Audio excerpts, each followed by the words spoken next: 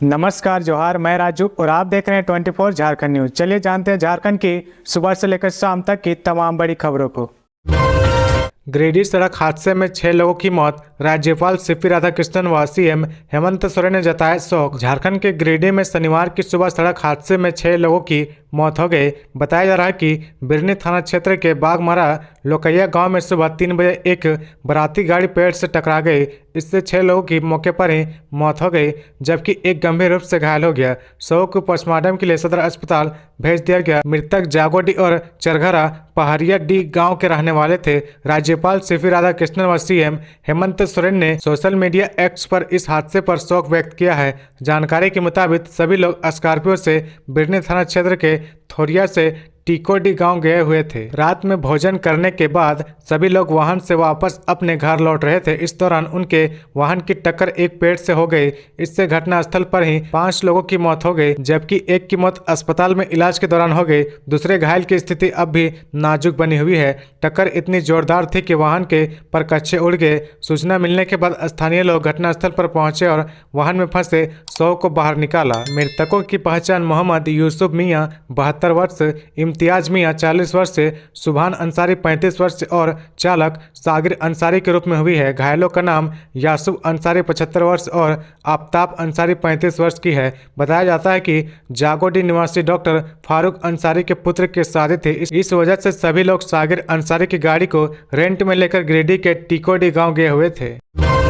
Uttarkashi tunnel में फंसे झारखंड के श्रमिकों ने कहा, हम ठीक है, ड्राई फ्रूट के सहारे जिंदा हैं। उत्तराखंड के उत्तरकाशी जिले के सिलक्यारा और डांडल गांव को जोड़ने के लिए बन रही यमुनोत्री नेशनल हाईवे पर निर्माणाधीन टनल में पिछले 6 दिनों से 40 श्रमिक फंसे हुए हैं। उनमें 15 श्रमिक झारखंड के हैं। शुक्रवार को झारखंड से गए अधिकारियों के दल ने टनल साइट के अंदर जाकर देखा व पाइप के माध्यम से श्रमिकों से बात भी की। उप श्रम आयुक्त प्रदीप लाखड़ा ने श्रमिकों से बात कर कहा कि रेस्क्यू ऑपरेशन चल रहा, झारखंड सरकार ने उन्हें भेजा है। आप सब ठीक है ना? श्रमिकों ने कहा कि हम ठीक हैं। श्री लाकड़ा ने बताया कि झारखंड के प्रतिनिधिमंडल ने जिला प्रशासन उत्तरकाशी से भी मुलाकात कर रेस्क्यू ऑपरेशन की जानकारी ली। उन्होंने बताया कि उच्च क्षमता वाली मशीन लगाकर ड्रिलिंग प्रक्रिया तेजी से शुरू कर दी गई है। 28 मीटर के लगभग ड्रिलिंग की गई है और अगर सब कुछ ठीक रहा तो अगले 24 घंटे में रेस्क्यू होने की संभावना है। टनल में फंसे श्रमिकों को पाइप के माध्यम से ड्राई फ्रूट जैसे बिस्किट, काजू, किशमिश, मूढ़ी, पानी व बोतल आदि भेजा जा रहा। साथ ही पाइप के माध्यम से ऑक्सीजन भी दिया जा रहा है। प्रदीप लाकड़ा ने बताया कि पत्थर आ जाने के कारण मलबे की निकासी में कठिनाई हो रही है। पाइपों को जोड़कर श्रमिकों तक पहुंचने का प्रयास किया जा रहा। उन्होंने बताया कि 2 दिनों में श्रमिक बाहर आ सकते हैं। इधर रांची में राज्य प्रवासी नियंत्रण कक्ष द्वारा सभी श्रमिकों के परिजनों से संपर्क कर लिया गया है। उन्हें हालात से अवगत कराया गया है।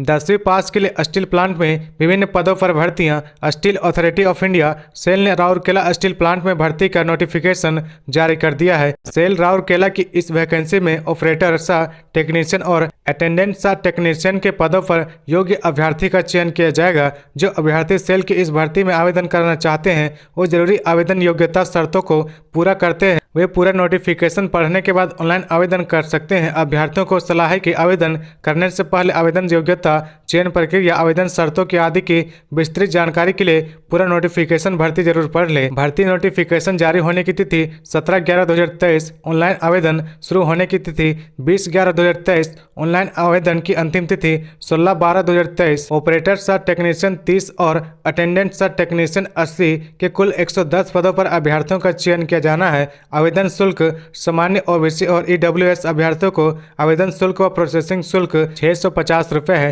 वहीं अटेंडेंट के लिए 400 रुपये है। ST/SC अभ्यर्थियों को कोई शुल्क नहीं देना होगा। आवेदन शुल्क ऑनलाइन या नेट बैंकिंग से जमा कराया जा सकता है। आयु सीमा की बात करें तो सेल राउरकेला भर्ती में आवेदन के लिए अभ्यर्थियों की आयु 18 से 28 वर्ष तक होनी चाहिए। अधिक जानकारी के लिए पूरा भर्ती नोटिफिकेशन को देख सकते हैं।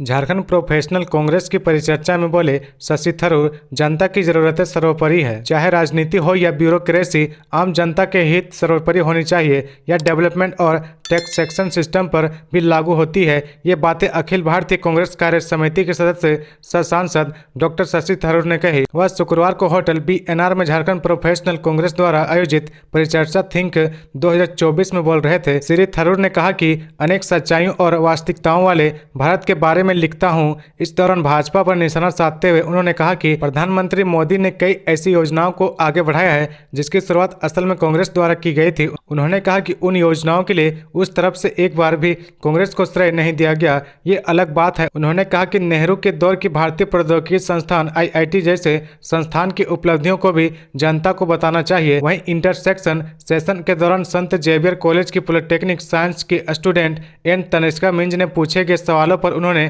कहा कि ब्यूरोक्रेसी की तुलना में पॉलिटिक्स ज्यादा चुनौती भरा है। इस दौरान ऑडियंस द्वारा अलग अलग सवालों पर अडानी अंबानी की तुलना में इंडियंस की पर कैपिटा इनकम की बात कही है।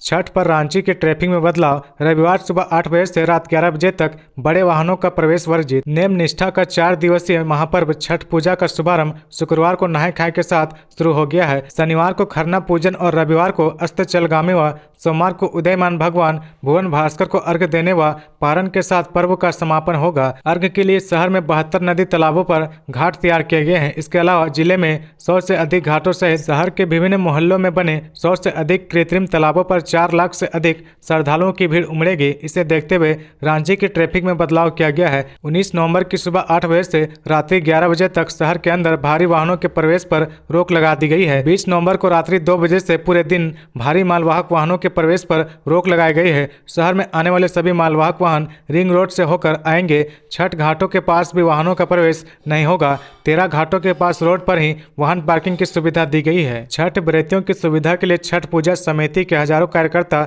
लगे हुए हैं। कॉमन एडमिशन टेस्ट 26 नवंबर को झारखंड के 4 शहरों में बनाया गया है परीक्षा केंद्र। 26 नवंबर को कैट कॉमन एडमिशन टेस्ट होगा। इस परीक्षा के लिए मॉक टेस्ट एक्टिव कर दिया गया है। कैट की अधिकृत वेबसाइट पर उम्मीदवार मॉक टेस्ट में शामिल हो सकते हैं। इस परीक्षा के लिए झारखंड के 4 शहरों जमशेदपुर, रांची, धनबाद व बोकारो में परीक्षा केंद्र बनाया गया है। कैट की ओर से लिंक पर एडमिट कार्ड जारी कर दिया गया है। कैट की परीक्षा ऑनलाइन मोड में होगी। निर्धारित परीक्षा केंद्र पर 3 स्लॉट में परीक्षा होगी। तय समय से 30 मिनट पहले सभी उम्मीदवारों को परीक्षा केंद्र में प्रवेश करना अनिवार्य है। तय समय से देर करने के बाद परीक्षा केंद्र में प्रवेश नहीं मिलेगा। इस परीक्षा में सफल होने वाले उम्मीदवारों को देश भर के IIM सहित अन्य सरकारी व प्राइवेट बिजनेस स्कूलों में MBA के साथ अन्य मैनेजमेंट कोर्सों में एडमिशन मिल सकेगा। झारखंड के एक युवक की रातों रात बदल गई किस्मत, बन गया करोड़पति। झारखंड के गिरिडीह जिले के गांव के युवा आशादीप ट्रैक्टर पार्ट्स के कुंदन कुमार मोदी रातों रात करोड़पति बन गया। बताया जा रहा है कि महज 49 रुपए लगाकर इन्होंने 1 करोड़ रुपए जीत लिए हैं। ये कामयाबी इन्हें ड्रीम 11 से मिली है। जीत पर इन्होंने खुशी जाहिर की। इसके साथ ही उन्होंने लोगों को सचेत भी किया कि इस जोखिम भरे खेल को सोच समझ कर ही खेले, नहीं तो भारी नुकसान हो सकता है। जिला परिषद सदस्य पवन कुमार चौधरी ने उन्हें इनाम जीतने पर बधाई दी। इसके साथ ही कहा कि लोगों को आर्थिक जोखिम से बचना चाहिए। कुंदन कुमार मोदी ने 1 करोड़ रुपए जीतने पर खुशी जाहिर की। इसके साथ ही उन्होंने नसीहत भी दी है कि इसे सोच समझकर ही खेले, नहीं तो लेने के देने पड़ जाएंगे। ड्रीम 11 एक जोखिम भरा खेल है। इसमें ज्यादातर मध्यम वर्गीय व गरीब परिवार के लोग ही पैसे लगाते हैं। वैसे लोगों को ऐसे जोखिम भरा खेल खेलने से तो बचना ही चाहिए। अपनी समझदारी से नहीं खेलने पर भारी आर्थिक नुकसान व जमा पूंजी बर्बाद होने की आशंका बनी रहती है। मयंक सिंह के नाम पर सिमडेगा जेल से गिरोह चला रहा आकाश राय। लालपुर थाना की पुलिस ने नगड़ा टोली निवासी व्यवसायी राणा राहुल सिंह से गैंगस्टर अमन साहू गिरोह के मयंक सिंह के नाम पर रंगदारी मांगने के आरोप में गिरफ्तार 2 आरोपियों को गुरुवार को न्यायिक हिरासत में जेल भेज दिया गया। जेल जाने वाले एक आरोपी का नाम मुकेश सिंह उर्फ खली है। वह पटना जिले के बख्तियारपुर का रहने वाला है, जबकि दूसरे आरोपी का नाम आकाश कुमार सिंह है। वह मूल रूप से पटना जिले के बख्तियारपुर का रहने वाला है। दोनों ने सिमडेगा जेल में बंद अमन साहू गिरोह के अपराधी आकाश राय उर्फ मोनू के लिए काम करने की बात स्वीकार कर ली है। दोनों आरोपियों के पास से पुलिस ने 2 मोबाइल भी बरामद किया है, जिसमें उनके द्वारा गैंगस्टर अमन साहू गिरोह के लिए काम करने वाले मयंक सिंह से हुई बातचीत के संबंध में पूरा चैट मिला है। सिटी SP राजकुमार मेहता ने गुरुवार की शाम बताया कि मुकेश सिंह का पुराना आपराधिक रिकॉर्ड है। वह अपहरण और आर्म्स एक्ट के केस में पूर्व में जेल जा चुका है। इधर लालपुर पुलिस को आरंभिक जांच में जानकारी मिली कि सिमडेगा जेल में बंद आकाश राय की मयंक सिंह बनकर